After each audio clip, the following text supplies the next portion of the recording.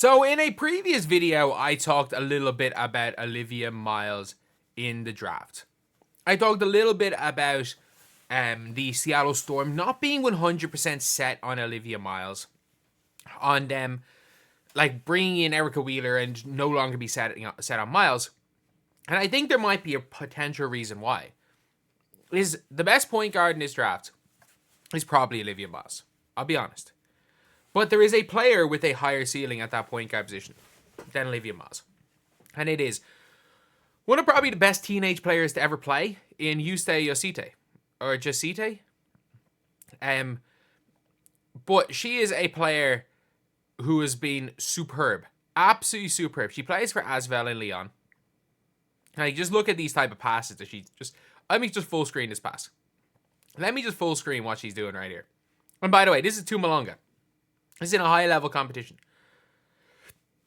Gets the ball, left hand scoop full court pass to Malonga for the layup. Would have preferred for Malonga to have yammed that, but look, she's not going to get everything yet. But Yosite is, again, plays the 1, is like 6'2", averages like 12.3, 2.8, 2.7 assists, is a pretty good passer as well, in fairness to her. Like, can shoot extremely well. And when she's playing for Lithuania, her national team, she's averaging 17 points per game in Eurobasket qualifiers. Lithuania are pretty good. And, like, yes, the Eurobasket qualifier is a decent standard. I just hate the fact that so many people watched France play against the worst Irish team, the worst I've ever seen that Irish team play. Like, Ireland nearly beat Latvia. Like, Ireland, 2 days after losing to France by 101, nearly beat Latvia. And Latvia are okay. We nearly beat Latvia, but everyone only watched us lose by 101. But yeah, so she's obviously been killing it, and obviously, like, her youth career was ridiculous. Like, she was by far the best youth player in Europe. She picked up a pretty big injury, but like, she was playing in EuroLeague when she was 2019. That's 5 years ago, and she's 19 now. So. She was born in November 2005. She's just turned 19. Oh, she's 14 years old? 13, 14 years old? And I'm pretty sure in her first possession, she guarded Duana Bonner as well in EuroLeague, if I'm not mistaken. But, like, she's been one of the best teenage players to ever play the sport. Obviously, like, with the way she's been coming back from injury and stuff, it's not ideal. But, like, she's still averaged 6.7 points per game in 2019. She is 19 years old. This was 5 years ago. It's almost 5 years ago she's playing for a national team. And what, like 14, 15? Like, that's crazy. That's absolutely crazy stuff right there for a player like this. And, like, I obviously been keeping up with her a little bit. Again, I'm not going to claim to be any sort of an expert. Like, if you've been looking a lot of stuff on Twitter, it's been, like, for a lot of these prospects, Hunter Cruz the best place you're going to go.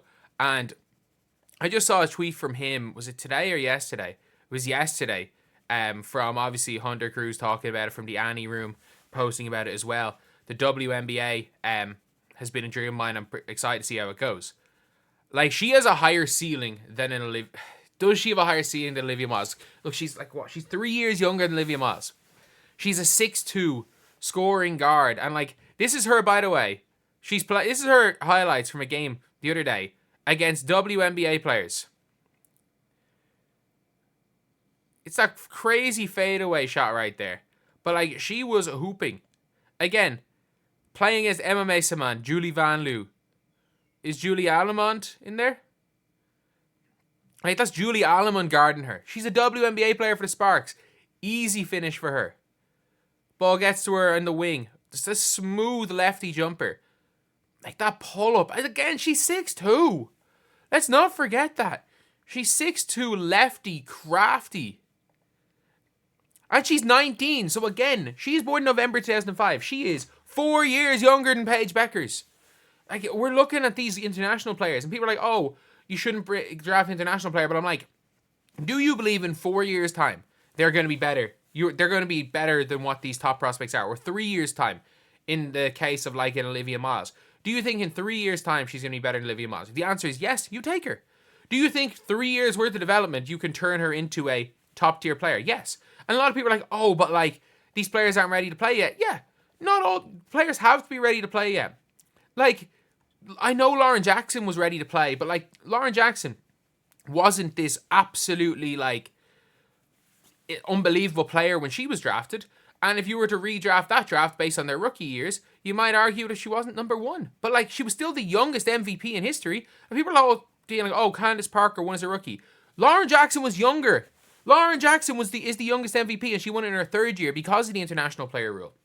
It is a huge advantage if teams are smart enough to take advantage of it. But like you see her pushing the floor, going down, coming off that screen, pull up, bang. Like just such a smooth jumper, lefty player. She has that ability coming out of the pick and roll to take it to the basket, go left. Like obviously playing against a lot of other countries here. And she's got that ability to just get a bucket, and she can pass. She can come out, read the pick and roll well. She can attack well. And look, I'm not going to lie, I have not been following her that much. I remember when she first broke onto the scene, obviously it being huge news that she was playing in EuroLeague as young as she was, and that, like, I remember them talking about her at 15, like she could have been the GOAT. But, like, still, you're looking at somebody who does a bit of everything. Who does a bit of everything on the floor, can play to 1, can play to 2, can play to 3. And you're looking again. Her three-pointer is iffy enough. 33%. It looks pretty, but it is iffy enough. She still shoots 52% on twos, with a lot of it being mid-range. She's a decent three-point shooter, a decent shooter from the field this year. And she's had some big games, like, again, in the round of 16, against Galatasaray, when they destroyed them. Like, this was her and Malonga were the two standouts. So you've got two 19-year-olds standouts in a game. By the way, this is two 19-year-olds were the two best players against Galatasaray. And Galatasaray have Chechi Zandalasini, Leah Rue, Julie Van Loo. Like, they've got 3 WNBA players. And by the way, you got probably starting point guard for the Valkyries, a very, very good backup big for the Seattle Storm, and a probable other starter for the Valkyries and Chechi Zandalasini. So 3 really good WNBA players. It was two 19-year-olds that balled out. And two 19-year-olds that are available in this draft. And the reason why she hadn't been talked about is nobody knew whether or not she was... Because she was born in America, no one knew whether or not she was eligible to be drafted. But you're still looking at a player who has just been... Like, at 13 years old, she won a silver medal in the Under-16s European Championships. In the 2019. In October 2019, she was invited to the Lithuania team, still being 13 years old. She was 13 years old when she made her debut for her national team. And Lithuania aren't that bad. She was 13.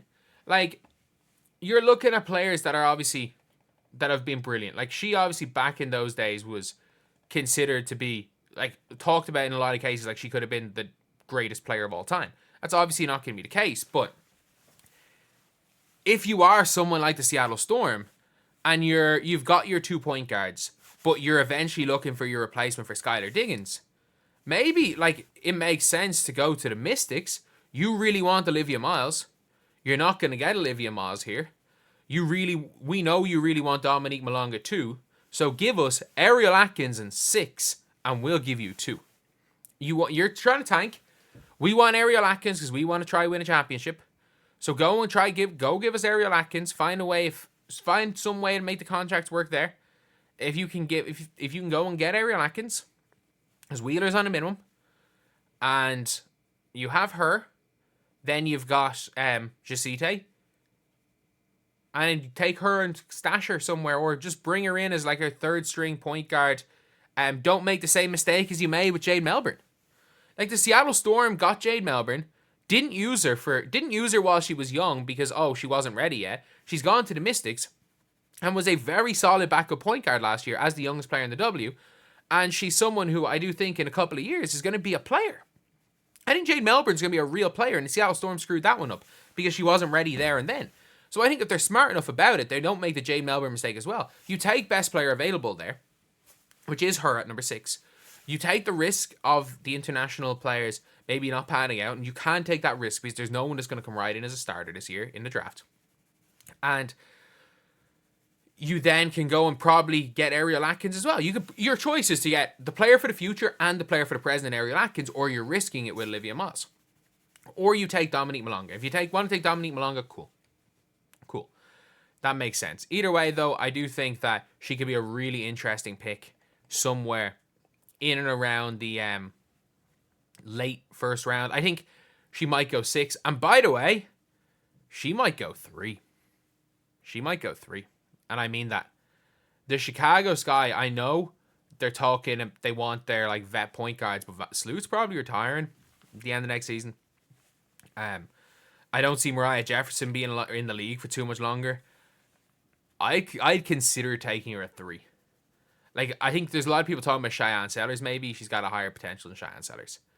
Like, if you're not set on, what's her name? If you are not 100% set on Sonia Citron, which you shouldn't be, and you're not trading a pick, maybe taking her at 3 if you're just going to go for fit mightn't be the worst idea. But anyway, I'll see you guys.